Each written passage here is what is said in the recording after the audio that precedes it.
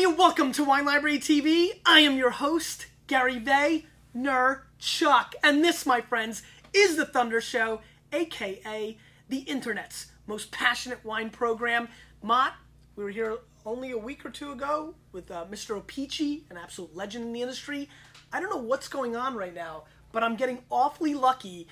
We're gonna have to have like a Legends Month or something, because we do have one of the iconic legends, and one that probably speaks to my soul a little bit more, because I am an entrepreneur and a businessman, and this gentleman is a tour de force in the wine business. And Mr. Torlato, thank you so much for being on the show. Well, thank you for having me. Thanks for being here. Why don't you tell the Vayner Nation who you are and a little bit about your story of how you got to the wine industry. I'm a farmer.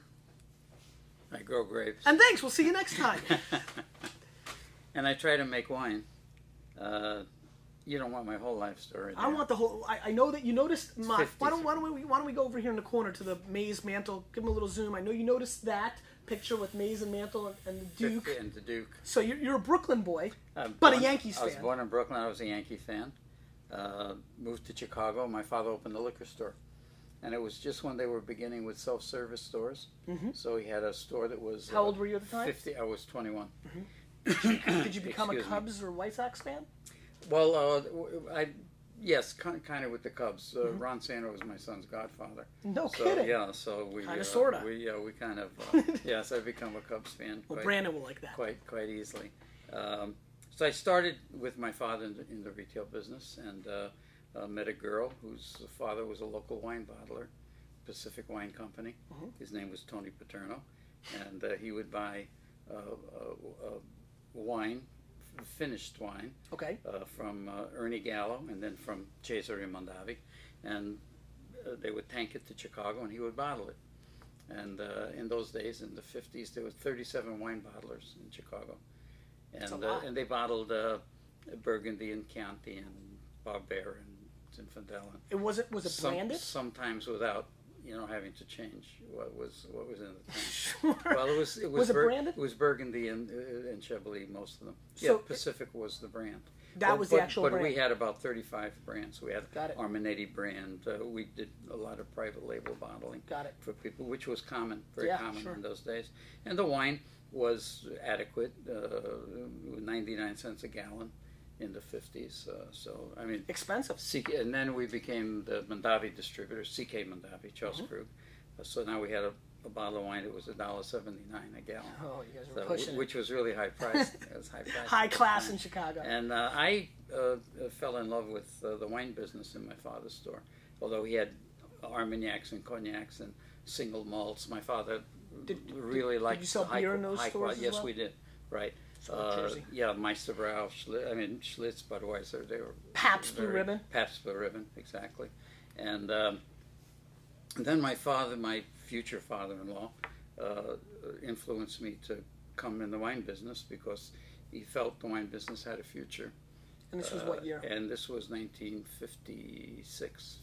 Did your dad get mad that your father-in-law? My father was a terrific guy. Because if my sons now would come and tell me they were going someplace else, I'd say no, not a chance in the world. Yeah. But my father was wonderful. He said, "Look," he said I agree." Mr. Torlato, are you saying here on the Thunder Show that you feel that your father was a better man than you are then? Oh yeah, no question. By far. Oh, I could never. If my sons would want to leave, I'd talk them out of it. Yeah. But he said to me, "I think your father-in-law's right. The wine business has a future." Of course, my father-in-law had 100 feet of wine laying down, and in the 50s, when stores opened, they didn't even know where the wine section was going to be because I was calling on the trade. They barely knew when I first got into the wine business in the 90s. Exactly. So that's quite impressive. Anyway, he said to go, and I went. I stayed there for a while, but I couldn't just... Did Dick Coretta's dad have a store at that time? Oh, yes, he did. I'm very friendly with Dick Coretta. He was the manager of an Arminetti store. That's no kidding. Yeah, sure. Oh, yeah. Well, Al Coretta was quite a good friend of mine. We used to play golf together. Fantastic. And he worked at the Arminetti store on Western Avenue. Very cool. So I didn't like very much... we were selling pints of wine for $6.95. And I would go to work with a shirt and cufflinks, and I looked like a fly in milk when I used to call on the stores, because the stores, there were no self-service stores. You called practically mostly on bars, and they had a wine section in the bar, but they all had bars. So I told my father, was going to go back to the store. I didn't like what I was doing. So he says, what do you want to do? I said, well, if I'm going to sell wine, I want to sell what we were selling in the liquor store: 45 Lafite, 49 Lafite, Serious stuff. 51s, 53s. I said, I don't want to be selling pints of wine for $6.95. So he says, well, fine. If you want to bring in those type of wines, go ahead. And he gave you the room. And then I've been lucky all my life. You've had some great I had guys. the really good fortune of going to a banquet. I don't remember the banquet. It was in New York. I was late, and they told me when you walk in, they had all the name tags. Mine was the only name tag left. And the girl said, "We thought you weren't coming. We gave your seat away." She says, "But I'll find an empty seat for you." So she came back. She said, "I found a seat for you." And you know, when you go to a table, you don't know. I didn't know anybody. I was only in the business for less than a year. I don't even know who invited me. So I look around the table. I didn't know anybody except the empty chair was next to a guy that I did recognize. It was Alexis Lichine. Oh, man. And I sat next to Alexis Lichine, and we started to talk, and he understood, you know, how I felt about wine. And if the party, so he says, you know, he said, "I'm having a little party. Why don't you come?" So we stayed together till about 2 o'clock in the morning. And he said, "You're going to be my distributor in Chicago." Wow. And then I didn't hear from him for about 3 or 4 months. So you came back to Chicago. No, so anyway, I dropped him a note and I said, you know, how you doing and so on. Yeah, you couldn't text or email back then. No, there was so no. That's right. I didn't have a cell phone either. And so I get a phone call from a boy. His name was Basil Winston. He said, "I work for Alexis Lichine. He wants you to meet you." I'm going to interrupt you for 1 second. I apologize. If you don't know who Alexis Lichine is, Mott, we're going to link up his Wikipedia because he's a god of premium wine in this country in a lot of ways. Right, exactly. A lot of ways. I'm probably not here. He was a great pioneer. He owned Chateau Lascombe's Prieuré Lichine. Yep. And he was really, for Pioneer. 2 decades, he was very, very helpful to me. So this Basil, we met and we started to talk. He says, "Alexis wants to have you for distributor." And I said, "Fine." He says, "Well, I could see there was a little bit of arrogance in his voice." And he said to me, "Okay, let's sit down. Let's see what kind of an order you're going to give me." And I realized, all I said to him was, "I tell you what, write the order. I'll sign it. Let's get over that hurdle." And he looked at me and he shook my hand. He says, "I could see why Alexis wants you." Well, he was pumped. He was going to sell some stuff. He says, "Nobody has ever told me to write an order." He said, "Do you know how big I'm going to write the order?" I said, "You can only do it once." That's right. And he said, "I'll be fair with you." And I became an Alexis distributor in 1959. Very nice. We started with the Poe bottle. When he had the Poe bottle, Cabernet, Rosé, Chardonnay, we killed him. $1.98 a bottle. The first deal I came out was a case on 3 cases free on 10. And the good old days. I was able to get case stackings very, very early, and I think within about 4 years we became the biggest Alexis Lichine distributor in the country, in the world eventually. Amazing. And we were #1 for Chateau Lascombe's in the world. And through Alexis, I met Frank Schoonmaker, and we became the Frank Schoonmaker distributor. And then when I got married, we spent our honeymoon at Charles Krug with Robert Mondavi before he was famous. That was 1956, and he didn't open his winery till 68, 69. So I had Alexis Lichine, I had Frank Schoonmaker in 69. We launched Robert Mondavi in Chicago, Fumé Blanc. And you guys were distributor only in the Chicago market? We would distribute in Chicago market. So we had one distributor, and it just, then we got Louis Latour, we got Joseph Drouin. When did you make the shift from wholesale to becoming a supplier? When we somebody came to us with a liqueur, and it was called, you might not remember, it was called Sicilian Gold. I don't know if you ever heard of it. Before my time. It was an almond cream marsala. It was the precursor to amaretto. Okay. And I had it bottled in a liqueur looking bottle, a triangle. And we sold it in Chicago, and then I went to the Wine and Spirits WSWA together with my father-in-law. We got a room, we put the Sicilian Gold on the table, and my father-in-law had been a wine bottler, so he knew a lot of the people that were there, and he brought them up, and somebody from New Orleans said, "I want that for New Orleans," and John Siragusa came and wanted it for Texas, and in about 2 weeks we were in about 10 states with Sicilian Gold. So you were in and I said, when I reach this many cases, I'm going to go on the radio. And when we reached that many cases, I went on with Wally Phillips in Chicago. He was the king. He was the king He of the was game? the king. He was the king. You bought ads. And he made, And he did, yeah, he did live reads. He did it. He did live. He had. Howard Stern became that modern version. We gave him a sheet. Yeah. What to say, what not to say. Okay, and he just ad-libbed the whole thing. Yeah, and he was absolutely. He just died about a year ago. And so but he built the brand. He was the king, right? He was the king. Built them. So Sicilian Gold got built. We were a Gancia distributor for a brand called Mirafiori. At the time, that was the second label. And Gancia saw what we did with Sicilian Gold, and he was with Brown Forman. I guess he got in a minor disagreement with them and called me and he said, a major one. He says, how would you like to be the Gancia distributor for the United States?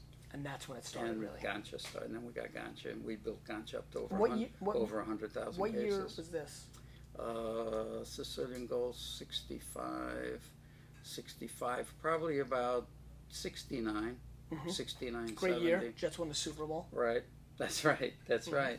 And then I had the good fortune of being in Italy, and I saw a label in a restaurant, same label passing very often, and the label was green. You couldn't miss it going. So I asked the waiter if we could have a bottle of that, and he brought it over, and I tasted it. I said, this is marvelous. And it was Corvo. And Corvo was... That worked out. They were about 1,100 cases in the United States at the time. I called Corvo, and I told him I'd like to distribute for them in the United States. And I said, how many cases you drink? And he says, oh, I'm very happy with my importer. So I said, well, how many cases you doing? And he said, we're doing 1,173. What a number. I was young, so I was a little bit arrogant in those days. And I said, Young guys are never arrogant. I could drink that much. And he laughed, and he said, well, I'm happy right now, but give me your name, and if I change my mind, I'll call you. About 6 months later, I got a call. He said, I'm in the United States. I'm in New York. Would you like to meet me?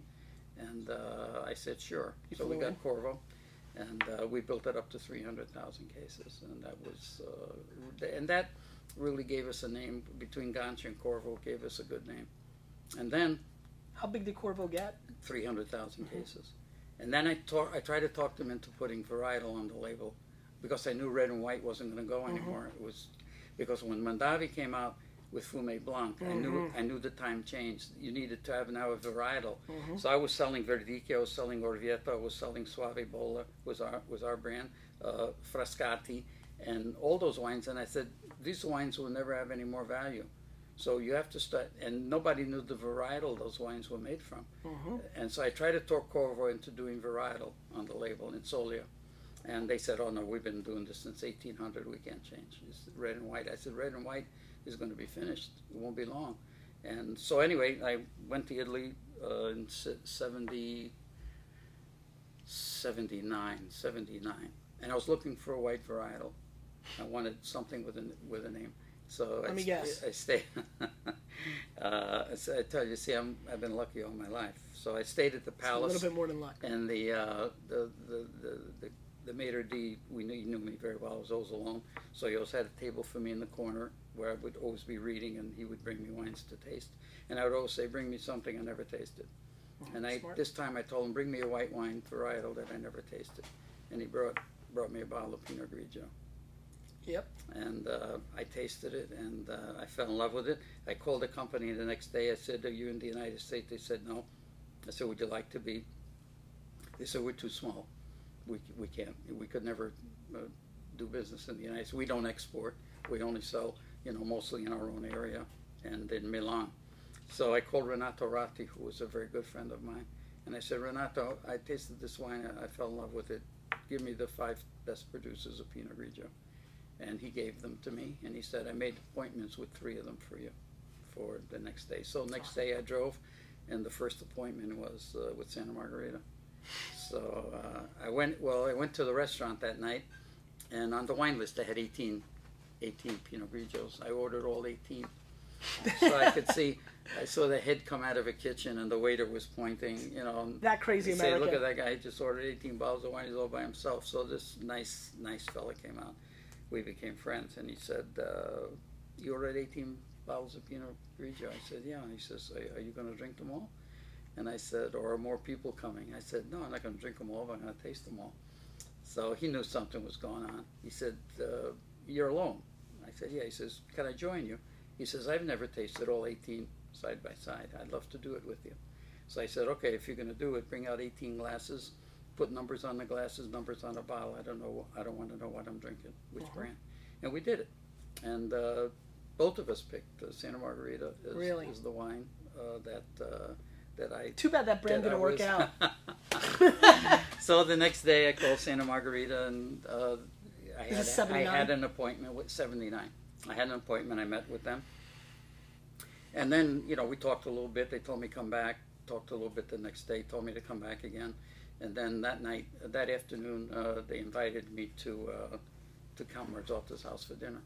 So I knew you don't get invited to the owner's house for him to tell you no. So I knew that, you know, we were pretty close to being there. And then we arranged an agreement together, which I shocked them.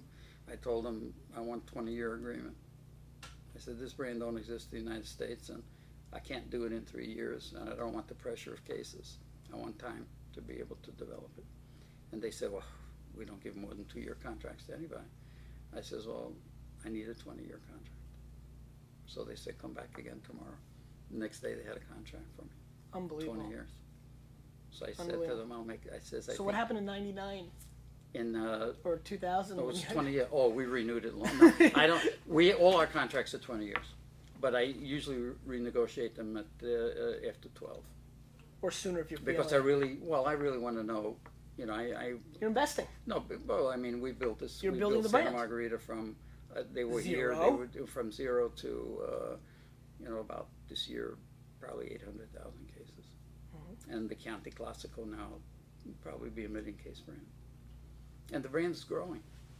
And the reason is it's got nothing, it's just people like it. It's like Xerox. I mean, when you think of Pinot Grigio, you think of Santa When Margarita. we started, there were about 6 Pinot Grigios in the United States available. Now there's over 500. Yeah, you guys built the category. And from everywhere, all over the world. We have Pinot Grigio from Romania, Yugoslavia. Absolutely. It's a lovely wine to drink, really. It's just a lovely wine to drink. It's a very competitive category now. The people made the yes, and we're where we belong. We're at the top end. Well, let's taste some wine, because I could sit here for the next 6 weeks. What a good idea. Torlato, 2007 Russian River Pinot Noir, $60 US. Tell me about this project. I told the winemaker that I want a Pinot Noir. I grew up with Schoonmaker and Lichine for 2 decades, so I had Dujac and Trappé and Tortochot and Marquis d'Angeville, Prince de Mar, everything you have downstairs. Because I went through there. I saw so many lovely memories of the past.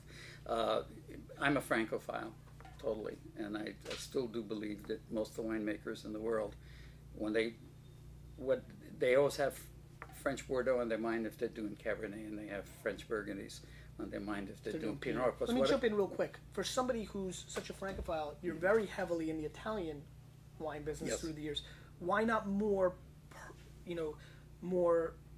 penetration of the French producers for yourself? I have a joint venture with Michel Chapoutier in Australia.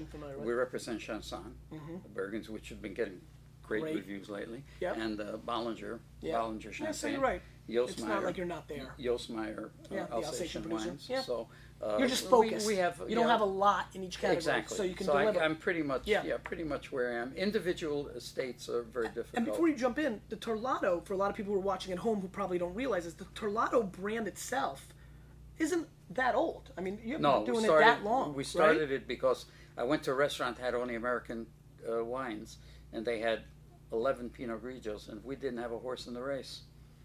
And I told Doug Fletcher, 03. Yeah, I know it. As a matter of fact, one of the really highest rated wines on Wine Library TV history was a Torlato wine, a Shiraz Viognier, like 2 years ago. That was Michel. That's our joint venture in Australia with Michel. It's a lovely wine. Yeah, it was a great wine. Lovely very wine. Cote Rôtie-like. Okay, exactly. Go ahead.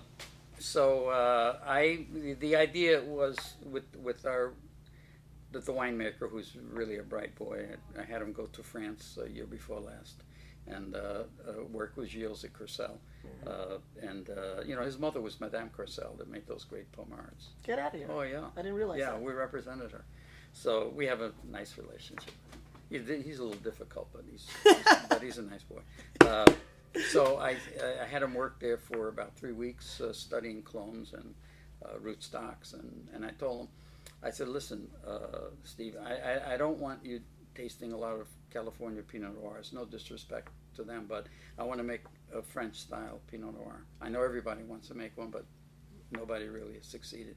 So I don't want you to make one better than the guy next door.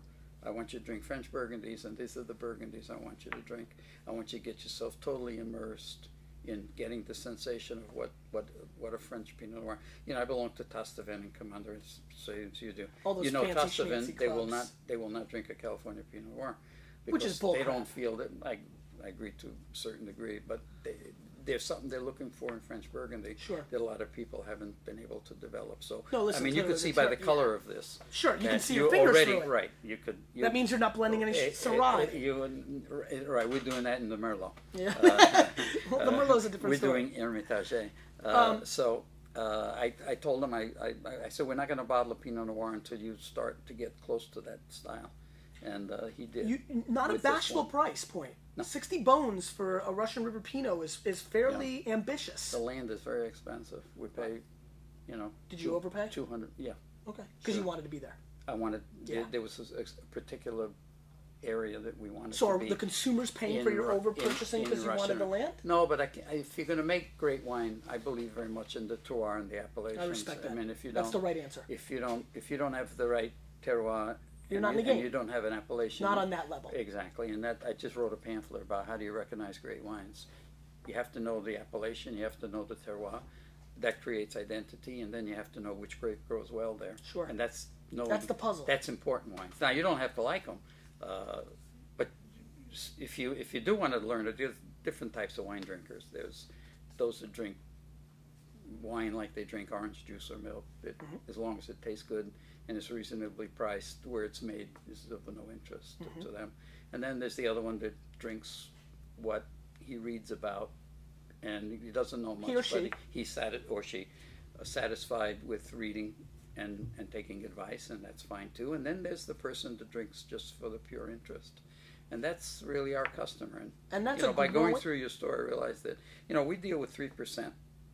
Over $14, only 3% of the people that drink wine spend over $14 for a bottle of wine. Yeah, no, I know. The numbers are scary. That's my audience. And that's the audience that I want to build it up. You do some serious damage in that One audience. more percent. I once saw a stat. Is this still right? What is it? 1 in every 8 bottles? 1 out of every 8 bottles over $14. I remember that. That stuck with me. I don't remember that many things, and I remember. I'm okay. But that's something. Well, I didn't get here by accident either. That's good to remember.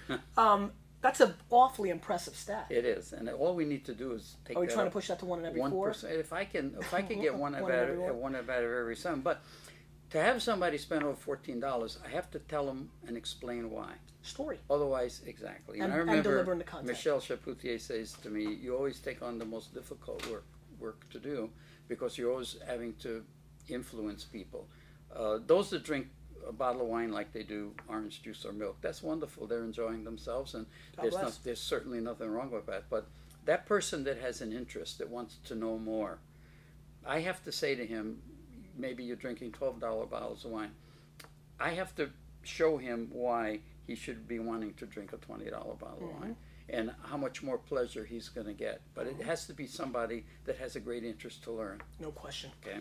No question. If I could get 1 more but the fact of the matter is, anybody who's watching this, for example, who's taking a 30-minute portion out of their day to watch a program like this, has that immense interest. Exactly. And that's why I was very happy when you invited me. Well, because the audience, this is the audience. No question. So let's try this one. First, let's sniff it up. Are you of the belief, as I am, that way too many people are not smelling the wines enough? Oh, I think so. Yeah, I mean, that's a big devastation. Well, sometimes they go through it just as an exercise. Absolutely. But really, if that, by the way, if you really watch people drink wine. They're not necessarily, sometimes not know exactly what to be looking for either. It's a great nose. Really pretty strawberry flavors coming through on the nose. Very bright fruit on this wine. It is. Right? Yeah. I see you get a big smile. Well, you're feeling good about yourself right now. Well, yes, I feel really good about it. I really do. Well, you put your name on it. That's true. And somebody asked me, well, this is really good. I said I feel about my wines. It's not just because my name is on it. But I'm not joking. I put my name on it knowing fully well that my entire reputation of my life is on That's there. a scary play, isn't it? It is. So, and for a Francophile to do that to a Russian River Pinot Noir, that's a real, you know. Russian River Pinot Noir with Stag's Leap Cabernet. I mean Santa Barbara Chardonnays. We for Sanford, Terlato we pick the best appellations Rock, for the Sanford. grape. Right, Sanford, Alderbrook, Zinfandel, Syrah, Russian River Pinot Grigio, which that. You know, I grow Pinot Grigio in Pinot Noir soil because Pinot Grigio and Pinot Noir are related. I can make $60 Pinot Noir. I'm making $24 Pinot Grigio on that soil, which is